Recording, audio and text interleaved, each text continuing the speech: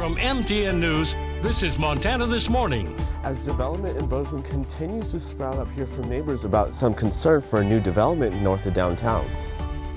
And at 6:34, we follow up on the move by the Biden administration to take away unspent rental assistance money from Montana. Find out what will happen to the program if that money does go away. California becomes the first state to start phasing out some gas-powered lawn equipment. I'm Anthony Pura with what's behind the move and if other states could follow suit. 6:31 on this Friday. Chairman Matt Elwell with you here. We were talking about that yesterday, Yeah. the no gas lawnmower thing. Some instances it might work. Some Not it's going to be a little much. tough. Yeah, more to follow on that. In the meantime, much more normal. It's still well above normal, but it seems better than it did. The worst part is I've mowed when it's colder than what it is right now. Oh, for sure. Daytime temperatures yesterday into the 60s. Right now we're seeing 30s. Definitely cooler conditions than what we had yesterday, but our daytime high still well above average from this point in the year. Should be into the mid 30s for most of the area. Today we're seeing daytime highs into the 50s, and that is over a 15-degree swing in our temperatures. We're going to talk about the possibility of seeing some wind and some snow and some cool air, maybe a return of that wintry weather. That's all coming up here in just a little bit. All right, thank you, Matt. 6:32 now. Our top story this half hour. North side of Bozeman seeing more development. North Central project aims to develop 4 blocks north of Main Street. TN's Edgar Cedillo finds some people are concerned with one of the blocks slated for development. As Bozeman continues to grow, development seems to keep sprouting up. And some neighbors here on the north side of downtown have some worries about a new development which could cause its neighborhood to lose some of its character. Looking at what's happening with the North Central Master Plan, the Ives development, and just kind of keeping an eye on things that are happening. Concern Held and her neighbors have with the proposed Ives development is that the project is clashing with the neighborhood around it. So it doesn't seem that the designers and developers of this building really took into consideration the neighborhood. Worry about the area is zoning right here on Villiard between Wilson and Grand. 3 different zoning districts meet. The neighborhoods sit in zones R3 and R4, which allow for medium and high density housing to be built. But right now, most of the area is single family housing. Where the proposed apartment complex is zoned, that is B3, which is what most of downtown along Main Street is zoned. And this zone encourages high volume. So it doesn't really fit in with the community plan and what the community plan talks about being kind of a city of neighborhoods. And they feel that this development will be a clash of neighborhoods without any transition between them. That what people love most about Bozeman is the small town feel. And even as Bozeman continues to grow, they say they welcome it but wish more thought was put into development. No, the city is growing. We're not saying stop development, no development. With Bozeman being one of the top fastest growing cities in the country, they say, we know development is coming. We know that we're growing and that there's a lot of advantages that come with our growing as well. But we want the growth to really be compatible with what we already have here. The public comment period for this project ends on December 3rd. After that, a final decision will come from the Community Development Director on whether this project will move forward. North of downtown Bozeman, Edgar Cedillo, MTN News. All right, thank you very much, Edgar. 6:34 now. Earlier this week, we told you about the Biden administration reallocating some of Montana's federal emergency rental assistance money elsewhere because much of that hasn't been used. But state officials say that doesn't mean the rental assistance program is stopping. TN's Mike Dennison talked to the Gianforte administration and a renter and a landlord and files this follow-up report. The federal rental assistance program already has helped several thousand Montanans impacted by the pandemic to pay rent and utilities. And state officials say 5,800 applications are still in the pipeline for possible approval. We have funds, we're processing applications. People can definitely still apply. But the program has had some delays lately in processing applications. Christina Red Youngman of Great Falls told MTN News that both she and her son had to wait more than 2 months just to apply this fall, and then another 2 months before getting word this week that their applications had been approved.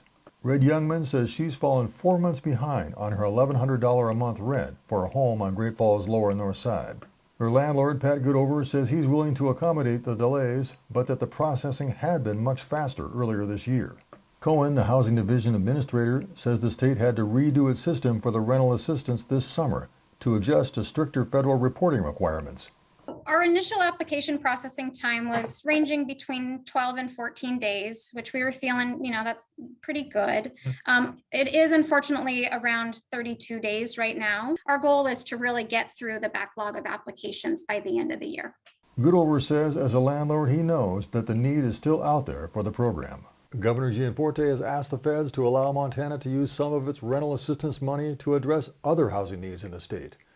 But the federal funds to help renters hit hard by the pandemic will still be around until at least next September. Reporting from Helena, Mike Dennison, MTN News. 6:36 now. Millions of Americans own gas-powered lawnmowers, but that could be changing. One state making the switch to electric mowers, and experts believe other states could eventually be doing the same. CBS's Anthony Purra explains. David Hernandez is with Sod and Turf Pros in Los Angeles and has used gas-powered equipment for years. He understands electric tools are the future, but there are pros and cons. You won't be having all that gas up in your nose, be inhaling it, because I've been there, I've done that. One trade-off is usage time. He bought an electric leaf blower, but has to operate it sparingly. It doesn't last as long, right? So we use a battery, it only lasts me like 20, 30 minutes. And then after that, I have to go charge it. Homeowners are snatching up e-powered products, but it's a harder transition for lawn care companies running lots of devices all day.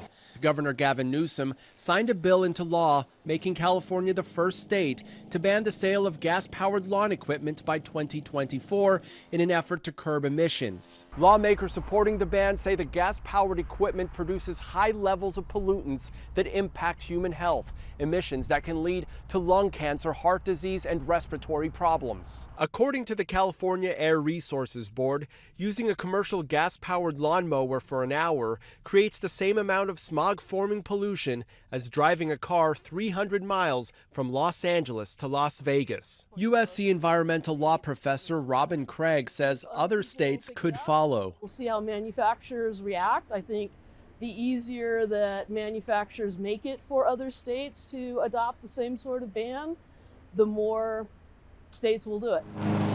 Hernandez and consumers can still use their gas-powered lawnmowers in 2024, but any brand new equipment purchased will have to be electric. Anthony Purra, CBS News, Los Angeles. Let's talk about Twitter. You may already know about their private information policy and their never-ending attempt to stop the trolls. Well, on Tuesday, that expanded even further. Private images and videos are now added to the list of content that can't be shared without consent. Media is not just going to get taken down because it has someone in them and there's not a consent form signed. The person who is being portrayed has to tell Twitter that they want it taken down. Casey Fiesler is an assistant professor in information science at the University of Colorado Boulder. She points out the main goal of this is to protect people's privacy and safety. So one of the examples they gave was images of women in Afghanistan.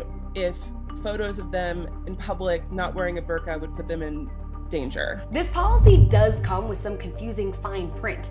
For example, Twitter states that you may not share those private images or videos without that private individual's consent. However, the policy doesn't apply to public figures in most cases, or in cases where that image or video is considered, quote, newsworthy. On balance, it's a good thing, but the culture of these platforms is largely infested with, troll-like harassing type behavior. Michael Serrazio is an associate professor in the communications department at Boston College. He pointed to a recent Twitter blog which says, quote, "The misuse of private media can affect everyone, but can have a disproportionate effect on women, activists, dissidents, and members of minority communities." Effectively, it is a way in which trolls or malicious actors on the internet, largely in social media domains, weaponize personal information against individuals who they're trying to harass. The new rules could come with unintended consequences. Airline passengers who are filmed behaving badly could ask to have their images taken down. Because of the nuances in this policy, it's not clear how Twitter would handle a situation like this. But as Michael explains, this move is all about trying to protect people from things like doxing, which is where an internet troll posts someone's private information online. It's meant to intimidate, and it's something Twitter has been trying to combat for years. There have been so many really upsetting cases of harassment, particularly against members of marginalized groups. I'm Jessie Cohen reporting. Oh, more examples of when social media becomes anti-social media. 6:41, time for a break. It's a tough shopping season for some high demand